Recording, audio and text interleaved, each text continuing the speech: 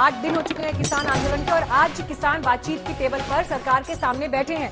शिकायतों का मसौदा दे दिया और लंच ब्रेक के बाद एक बार फिर ये बैठक शुरू हो गई है। 12:30 के करीब ये बैठक शुरू हुई थी। किसानों के सवालों का जवाब देगी सरकार, लेकिन इस बीच आपको ये भी बता दें कि सवाल फिर यही है कि आखिर कैसे बातचीत का रास्ता निकलेगा, क्योंकि लगता नहीं सरकार कानून वापस लेगी। अभी तक ऐसे कोई संकेत नहीं और किसान भी अपनी मांग पर अड़े हुए हैं। हिमांशु मिश्रा मौजूद है हमारे साथ। हिमांशु, अपडेट कोई बैठक के बाद?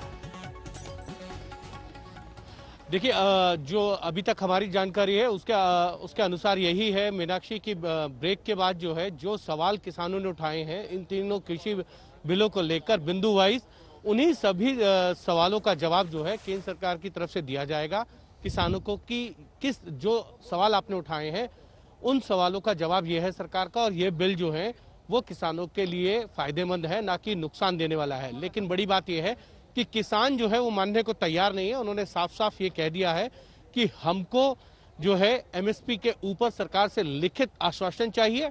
साथ ही साथ वो ये कह रहे हैं कि कुछ संगठनों का ये भी कहना है कि इन किसान बिलों को जो है वापस किया जाना चाहिए और उसके बाद एमएसपी को लेकर एक नया कानून लेकर आए सरकार की एमएसपी जो है वो जारी रहेगी अनाज मंडियों के अंदर भी, और अगर मंडी के बाहर भी किसान जो है अपनी फसल को बेचता है। लेकिन बड़ी बात यह है कि ना इधर से सरकार टस से मस होना चाहती है, ना किसान टस से मस होना चाहते हैं। लेकिन ये एक अच्छी बात है कि दोनों तरफ से अपनी अपनी बातों को रखा जा रहा है। अब देखते हैं कि कौन किसको जो है ज्यादा अच्छे से कन्विंस कर पाता है। जी हिमांशु, एक सवाल ये भी उठता है कि सितंबर में कानून पास हुआ, तब से अब तक 4 महीने का ये समय हो गया जिसमें सरकार के सभी बड़े मंत्री, खुद इनफैक्ट प्रधानमंत्री तक ये कह चुके हैं कि ये किसानों का नुकसान नहीं है, हित होगा। लेकिन अगर किसान दिल्ली तक आ गए, दिल्ली को घेर लिया, इससे साफ है कि किसान भी खाली हाथ जाने को तो तैयार नहीं है। सरकार को उसे कुछ ना कुछ तो देना पड़ेगा समझाने के लिए, समझाने बुझाने के लिए। तो कहां से वो कदम दोनों पक्ष पीछे खींचेंगे, कहां वो गुंजाइश बनती है, कुछ समझ पा रहे हैं आप अभी जब इस बैठक को कवर कर रहे हैं? देखिए मीनाक्षी, बिल्कुल, क्योंकि एक चीज तो है सरकार की तरफ से एमएसपी को लेकर ये हो सकता है कि एमएसपी को लेकर सरकार की तरफ से, मैं सुबह से एक बात कह रहा हूं कि लिखित आश्वासन जो है आ सकता है, क्योंकि एमएसपी जो है वो एक एग्जीक्यूटिव ऑर्डर से पास किया हुआ है। अगर एमएसपी किसी भी फसल पर बढ़ाई जाती है तो कैबिनेट से अप्रूव होती है, उसके लिए पार्लियामेंट में जाने के लिए कोई भी जरूरत नहीं होती किसी भी तरीके की संशोधन या बिल को पास करने की। लेकिन एमएसपी पर सरकार की तरफ से अगर लिखित आश्वासन आ जाएगा तो मुझे लगता है 60 से 70% जो किसानों की मांग है वो पूरी हो जाएगी। लेकिन आज जो किसानों ने एक ड्राफ्ट दिया है अलग अलग विषयों के ऊपर, उसके अंदर जो है प्रदूषण से संबंधित जो बिल कैबिनेट में पास हुआ है उस पर भी उन्होंने आपत्ति जताई है। उन्होंने बिजली से संबंधित बिल को लेकर भी आपत्ति जताई है। यानी कि इन 3 कृषि बिलों के अलावा भी उन्होंने सरकार के कुछ फैसलों को लेकर आपत्ति दर्ज कराई है। उन सभी का जवाब जो है सरकार की तरफ से दिया जाएगा। लेकिन क्या किसान सरकार के जवाब से संतुष्ट होंगे या नहीं होंगे? क्या एक और बैठक होगी? क्या फिर से नए दौर की शुरुआत होगी? लेकिन इतना तय है कि किसानों ने पिछली ही बैठक के अंदर ये साफ कह दिया था कि जब तक उनकी मांगों को नहीं माना जाएगा, जब तक कोई कंक्रीट फैसला नहीं हो जाएगा। हुए हैं। किसानों की असली चिंता न्यूनतम समर्थन मूल्य को लेकर है। उन्हें ये लग रहा है कि नए कानून में एमएसपी की गारंटी न होने से बाजार का वर्चस्व बढ़ेगा। सरकार की तरफ से एमएसपी पर सकारात्मक रुख के संकेत हैं और यही गतिरोध की एक बड़ी वजह है।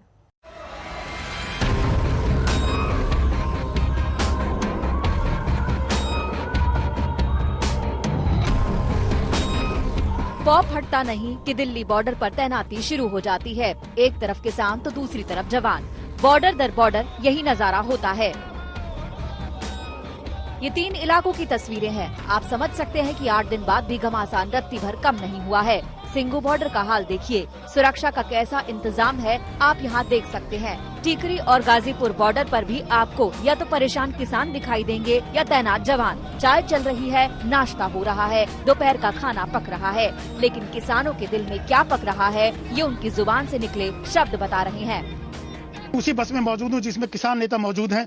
बात करते हैं, पहले जगजीत सिंह डल्लेवाल जी मौजूद हैं। जगजीत जी, आज फिर बातचीत होगी, कितनी उम्मीद है आपको? देखिए, किसान पंजाब से आया है तो उम्मीद लेकर आया है कि हमारी यहाँ पे सरकार, हमारी राजधानी है, उनके पास हम अपनी बात रखेंगे। लेकिन ये तो आगे सरकार की मर्जी है। सरकार हमारी कितनी उम्मीदें पर खरी उतरती है ये सरकार पे होता है, लेकिन हमारा काम है आंदोलन करना। क्या आगे बढ़ेंगे, कैसे होगा? नहीं, 3 ਜਿਹੜੇ ਕਾਲੇ ਕਾਨੂੰਨ ਨੇ ਉਹ ਵਾਪਸ ਲੈ ਬਿਨਾਂ ਕੋਈ ਸਮਝੌਤਾ ਨਹੀਂ ਸਾਡਾ। ਸਰਕਾਰ ਨੂੰ ਚਾਹੀਦਾ, ਅਸੀਂ ਤਾਂ 4 ਮਹੀਨੇ ਤੋਂ ਇਹ ਰੌਲਾ ਪਾਉਂਦੇ ਆ ਵੀ ਇਹ ਕਾਨੂੰਨ ਵਾਪਸ ਲਵੇ ਸਰਕਾਰ। ਇਸ ਕਰਕੇ ਕਾਨੂੰਨ ਵਾਪਸ ਲੈਣੇ ਹੀ ਚਾਹੀਦੇ ਨੇ ਸਰਕਾਰ ਨੂੰ। को रास्ता निकाले वो सरकार का है, पर हम लोग उतना चिर आंदोलन वापस नहीं लेंगे जब तक सरकार ये तीनों कानून वापस नहीं लेती, क्योंकि ये तीनों कानून जो है बिल्कुल खतरनाक है, किसानों के खिलाफ है।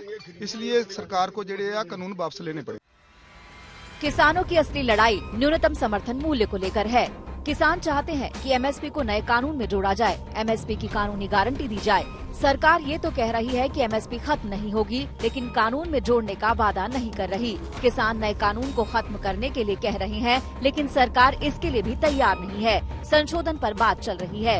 सरकार से बातचीत करने वाली टीम में कौन हो, इस पर भी बात हो रही है, क्योंकि बातचीत आगे और लंबी चलने वाली है। नए कानूनों को लेकर किसान अपना डर लगातार सामने रख रहे हैं। बाजार का खतरा उन्हें खौफ में डाल रहा है। सरकार कह रही है किसानों को बाजार के भरोसे नहीं छोड़ा जाएगा। अभी ऐसा कहना किसी भी आंदोलन के बारे में जल्दबाजी होगी, और मुझे लगता है कि किसान अपनी विषयों को लेकर आए हैं और किसान के नेताओं से मुझे बात करनी चाहिए। वो बात मैं कर रहा हूँ और मुझे लगता है कि हम सफलता के सोपान तक पहुंचेंगे। हमारा डिमांड में हम फर्म है इसके लिए कि सरकार को इन 3 कानूनों को रद्द करना होगा।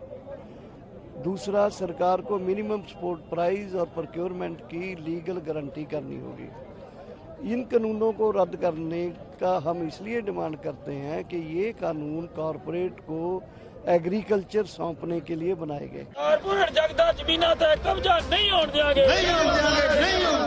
इन्हीं अंदेशों और सवालों के बीच किसानों का आंदोलन आगे बढ़ रहा है, और साथ ही किसानों का कारवां भी, जिसमें अब दूसरे राज्यों के किसान भी शामिल हो रहे हैं।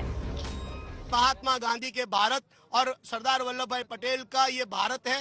शांतिपूर्ण तरीके से पिछले 3 महीनों से और लगातार 18 दिनों से यहाँ पे बड़ी तादाद में पंजाब और हरियाणा के 500 से ज्यादा किसान संगठन यहाँ पे आंदोलन कर रहे हैं। इनको समर्थन करने के लिए हम बड़ी तादाद में गुजरात में से 2 जत्थों में यहाँ पे पहुंचे हैं।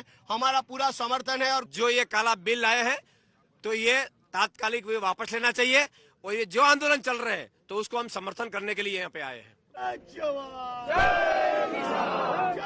किसानों का ये आक्रोश सरकार को परेशान कर रहा है। इन्हें थामने की कोशिश की ही एक अहम कड़ी है आज की बातचीत, जिस पर सबकी निगाह है। दिल्ली से सुशांत मेहरा और अशोक सिंघल के साथ आज तक ब्यूरो। दिल्ली में किसान आंदोलन का 8वां दिन है आज, और इन 8 दिन में दिल्ली में फल, सब्जियां, अनाजों की सप्लाई बुरी तरह से प्रभावित हुई है। राजस्थान, हरियाणा, पंजाब और हिमाचल प्रदेश से सब्जियों और फलों की सप्लाई बंद हुई है। दिल्ली के भीतर सब्जियों और फलों के भाव आसमान छू रहे हैं।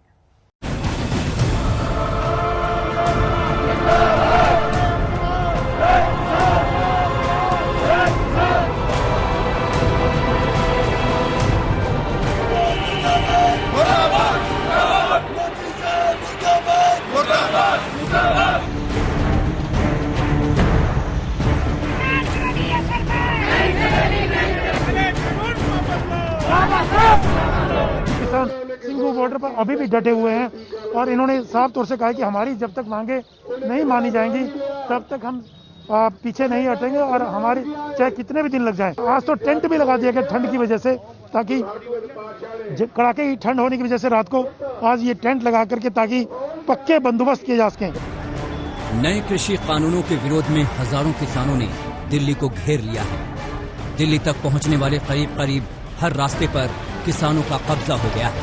किसान दिन रात बॉर्डर पर डटे हैं। बॉर्डर पर ही खाना पीना सोना सब हो रहा है। दिल्ली की सीमाओं पर चल रहे किसान आंदोलन का असर अब सप्लाई चेन पर भी पड़ रहा है।